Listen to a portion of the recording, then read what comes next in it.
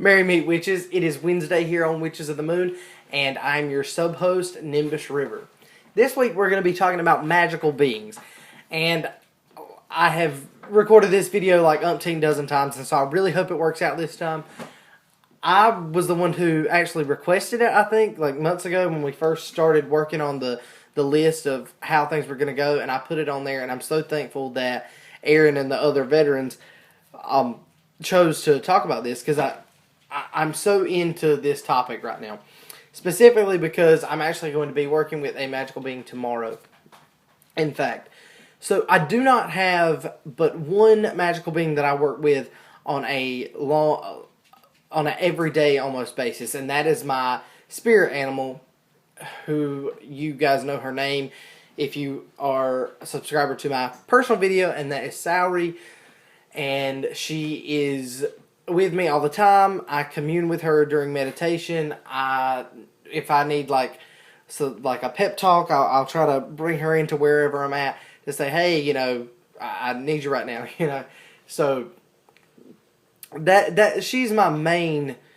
She's a red-tailed hawk, by the way. I didn't say that, but she's a red-tailed hawk. She's my main magical being that I work with all the time. But the other magical beings that I work with would be the Nuni of the Cherokee faith and the saints of Catholicism. And the Nuni, to touch on those really quickly, are a race of magical beings that are a part of the Cherokee faith.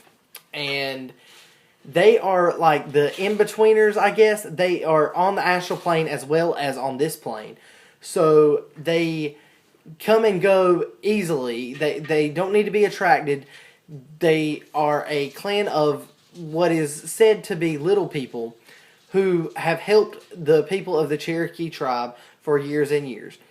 Though I'm not a direct member of the Cherokee tribe, don't get me wrong, I do work with the Nuni. I feel their presence when I'm out in nature.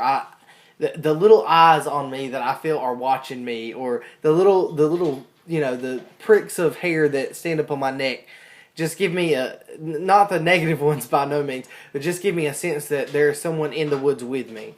And that for me are the Nuni. I think they are looking out for me. I think they're very protective of me. They know I am one with the Great Spirit, and they do not want me to get in trouble of any kind.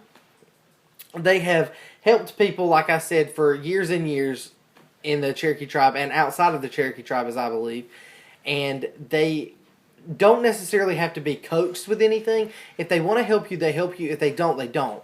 They're not like the fairies where they are very particular about, shiny objects, and they want to stay away from like lemon juice or iron or anything like that. But they are friends with those who hold nature sacred, I would say. So, if you want to learn any more about the Nuni, they're very interested in learning about the stories that the Cherokee have told for years have been just amazingly brought back to life in the last little bit with the creation of the internet, naturally. But they have been called the Cherokee Elves. They have been related to the Fae. They have, a lot of people attribute those to like the I think it's the more Anglo-Saxon or Scandinavian version of elves, because they're kind of similar to that in the way that they do make their appearance known to humans, and you don't have to have an eye for them or anything like that. And you don't attract these things. They're not a spell that you would bring in. You can bring them into ritual if you're doing a ritual outside, but as far as, summoning them, that's not how it works. Now, I also touched on saints. The saints of Catholicism are incorporated into witchcraft and have been for a very long time. Witchcraft as a religion is not entirely a old concept. Now witchcraft would be more on the religious aspect, but for a long time it was just a practicing craft. And they would bring in touches of their own religions with a mixture of a goddess religion all together, and it was just one big beautiful mashup of things. And that's why I bring in the saints in my practice, because I do believe in them. I do believe each of them have their own energies. a lot of people in Louisiana and the Cajun areas bring in the saints or attribute certain orishas to the saints, or even the like. I guess in voodoo you would call them orishas too. I'm not entirely sure. And please, if you know that, and I know that one of my best friends is going to kick my ass for not knowing this because she works with the orishas, but they incorporate the saints in voodoo and hoodoo and all things. And because I do incorporate a little bit of hoodoo in my practice, saints are and do make their presence known in my life.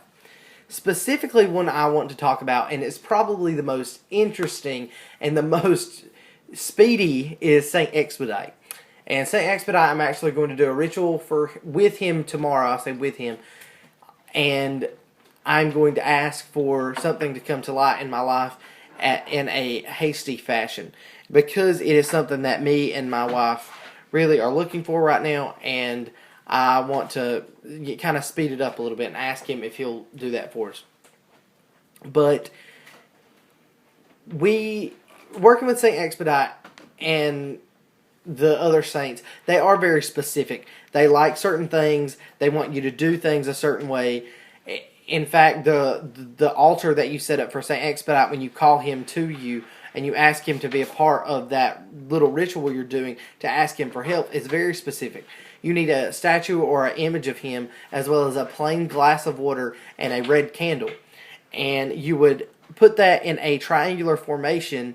You can do it on an altar cloth. You can do it outside. It doesn't really matter. But he likes the number 5, and he likes pennies.